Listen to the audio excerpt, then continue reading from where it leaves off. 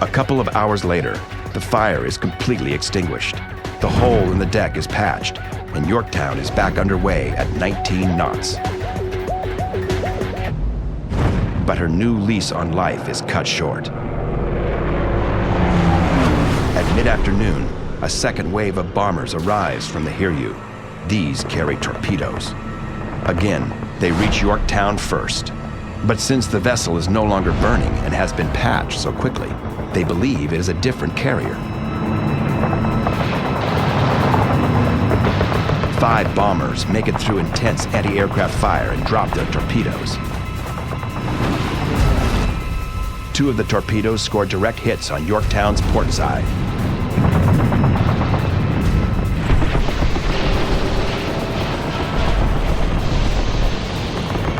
Again, the fires are extinguished, but this time, the damage is too severe to be repaired quickly. The listing deck is a serious problem for Yorktown's flyers. One aircrew that must bypass Yorktown is wounded rear seat gunner Lloyd Childers and his pilot Harry Coral. We came back to the Yorktown and looking at it, noticed immediately there was about a 30-degree list. And she was dead in the water.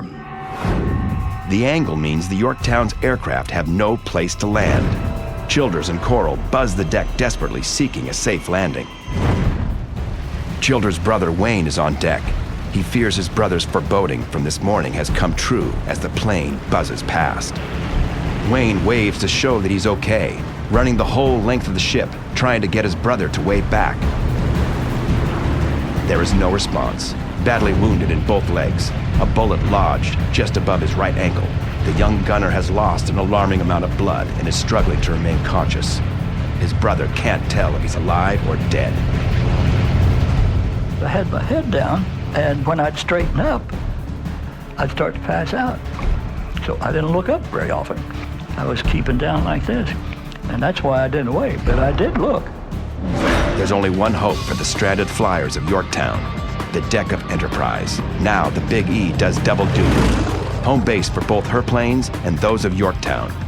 But Childers' torpedo bomber is badly damaged. They are forced to ditch in the ocean within sight of the carriers. A relieved Wayne Childers can see his brother is safe as he is fished out of the water. Lloyd Childers began the day thinking it would be his last. In fact, it has been one of the most successful days in the fleet's history so far. But there's one more enemy carrier out there, and attacks from her bombers must be put to a stop. Enterprise launches her squadrons for a final run. Their goal, the carrier Hiryu, the enemy vessel that has mortally wounded Yorktown, and some of the pilots carry a grudge. It's a composite group from Yorktown flyers being launched from the Enterprise and Enterprise's own flyers that discover the Hiryu later in the afternoon. After more than an hour in the air, the dive bombers from Enterprise and Yorktown come in range of Hiryu. Pilot Earl Gallagher is leading this attack. He plunges toward the carrier. Just as he dropped his bomb, the Hiryu made a tight turn, you know, like this thing. And so his bombs landed exactly right where it should be, you know, if the ship hadn't made that tight turn. So I had made these corrections to hit the bow. When Cleese dives, he doesn't make the same mistake. It's a direct hit. It just took that front end of the Hiryu and it, like a taco, it just rolled it back on top of itself. And of course it made that ship totally useless. The bow of Hiryu is torn apart. Fire spreads below decks. The Japanese Navy chooses to sink her. Admiral Yamamoto's plan to trap the American carriers has backfired spectacularly. In a single battle, 4 Japanese carriers are sunk. 1 cruiser is scuttled. 228 Japanese aircraft destroyed. And 3,000 Japanese sailors and crewmen are killed. Although the American losses include 1 destroyer and the carrier Yorktown, it is the most surprising victory in the annals of U.S. naval warfare. Yamamoto is forced to call off the attempted invasion of Midway. 24 hours after the battle, there is still one American floating alone in the sea.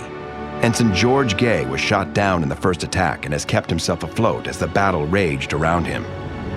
He is finally fished from the water by a float plane. Gay is taken back to Enterprise, where he soon tracks down fellow torpedo bomber crewman Lloyd Childers, recovering in sickbay. He didn't know me. The reason he came down at first was he heard there was a kid down there from the torpedo squadron, and he thought, maybe from my squadron. So he came down to find me as quickly as he could. The two survivors become friends. George Gay came down every day to visit with me and talk to me. And he told me exactly what happened, everything from beginning to end.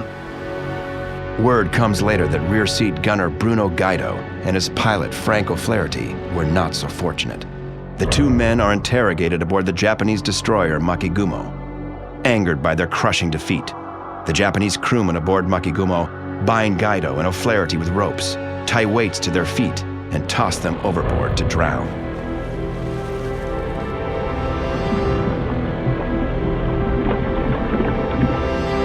Back aboard Enterprise, bomber pilot Dusty Cleese discovers the fate of his best friend, torpedo bomber pilot Tom Eversole. He didn't come back. And well, if there's any saints in heaven, he's up there now.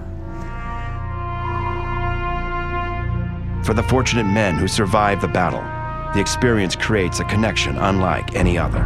When you've served time in a military unit, you forge a bond that lasts for life. You get to this level of camaraderie that I think your average civilian just can't really understand.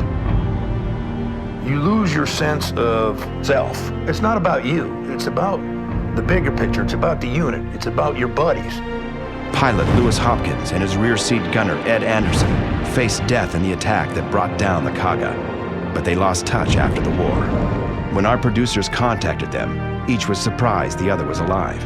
Now, after 65 years of separation, the two men are about to meet for the first time since they fought side by side. Been waiting for this for a long They kept you out there a long time, didn't they? It's wonderful to see you. Good to see you, too. Aging warriors, bonded souls, eternally linked by the brave deeds of their youth. Some of those fellows never made it, you know. Yeah. We were one of the luckies.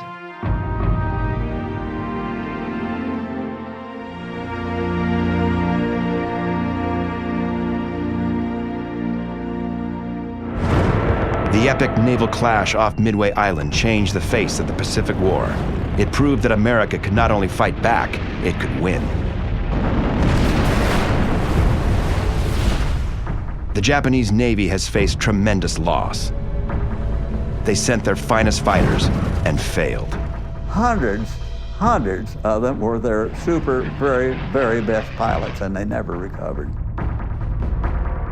The Japanese don't possess the capability of replacing those assets, whereas the sleeping giant sitting back in North America was just getting started.